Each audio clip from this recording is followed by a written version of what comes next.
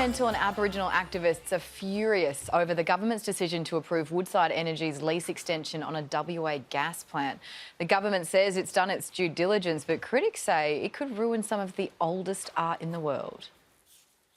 We have a very strong working relationship with the Murujuga Aboriginal Corporation. Our buy-in is a lot different.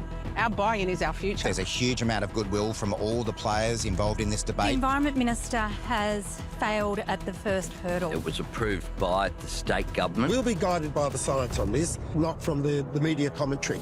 2070. That's the year Woodside Energy's lease on the North West Shelf gas project is set to run out after newly minted Environment Minister Murray Watt granted a provisional approval for Woodside Energy's 40-year lease extension, noting that it is subject to strict conditions, particularly relating to the impact of air emissions levels from the operation of an expanded onshore Karratha gas plant.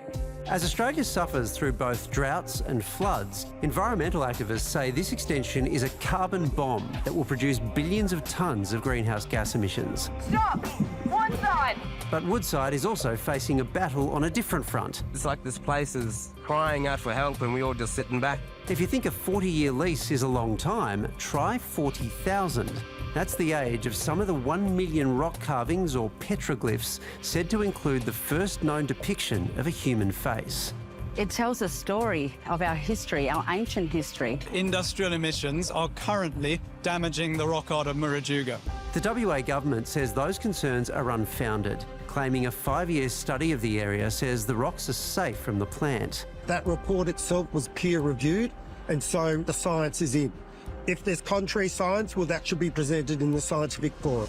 But according to one of the report's lead authors, it was. Professor Adrian Baddeley reportedly claiming the state's environmental agency altered key findings in the report, a claim critics have seized upon. If you've read the report properly, you'll see that the executive summary contains a table with a line that is missing. It's direct evidence that the executive summary has been doctored. There was an incident where one of the graphs was simplified. Shortly before Watt's approval, Australia's bid to add Murujuga to the World Heritage List was knocked back due to concerns over degrading acidic emissions in the area. The custodians of the land have launched action in the federal court. The science has said that modern industrial developments do not have a long-term impact in terms of the quality of the rock art. This document is not worth the paper that it is written on.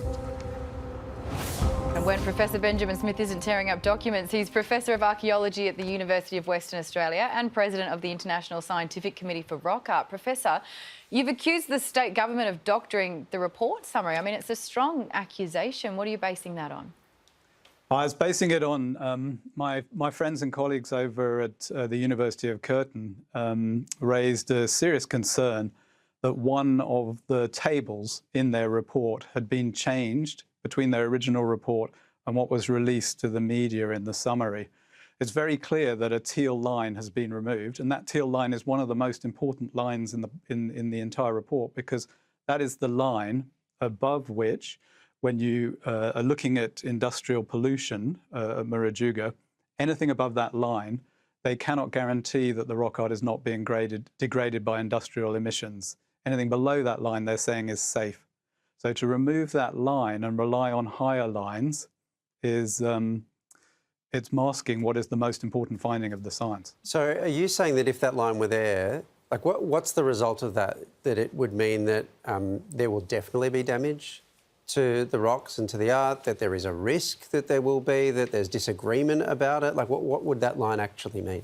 Yeah, so what the team have said is that above that line, there's a statistically significant chance that there will be damage to the rock art. But what it really means, what the most important thing is, that it means that all of the sites that they have been monitoring that are near to or in the industrial precinct would then be within the danger zone and would require some sort of action from government, at least government to recognise the problem and to try and deal with it. By removing that line, you're suggesting that none of the sites are at threat, whereas in fact all of the sites close to industry are at threat from the levels of pollution that exist in that area today. Why do you think that line was removed? You would have to ask the politicians. I got a spray from Roger Cook for talking about that. I stick to the science here. If that is correct, though, I mean, that could potentially be catastrophic. This art is 40, 50,000 years old. I mean, it can be really hard to kind of understand that. Can you explain why it is so significant? Yeah, I mean, we think that Australia as a country thinks this place is so significant that we're putting it forward as our next World Heritage Site. So we're putting it up there, you know, with the Eiffel Tower as one of the great places in the world, and there's no doubt that it deserves to be there. UNESCO, in their consideration of this, give the proposal to their scientific body, which is ICOMOS, to consider. And ICOMOS has come back saying, absolutely, this is one of the most important sites in the world, most important rock art sites in the world, and it deserves World Heritage nomination, but you guys have got to look after it before we're going to list it. How much damage are we talking about? So there's 1 million rock engravings there. This pollution is damaging all of them in some way, but those that are closest to industry are the ones that are being most seriously damaged. So we're looking, if we allow the pollution to continue without regulation, we could lose much of that site within a generation. Oh, Professor, it sounds absolutely awful. Thank you very much for taking us through it. My pleasure. Thanks for watching. If you like watching our videos or if you learned something new, let us know by leaving a like. And if you share this video on your social media or send it to a friend, that really helps us to get the message out. See you next time.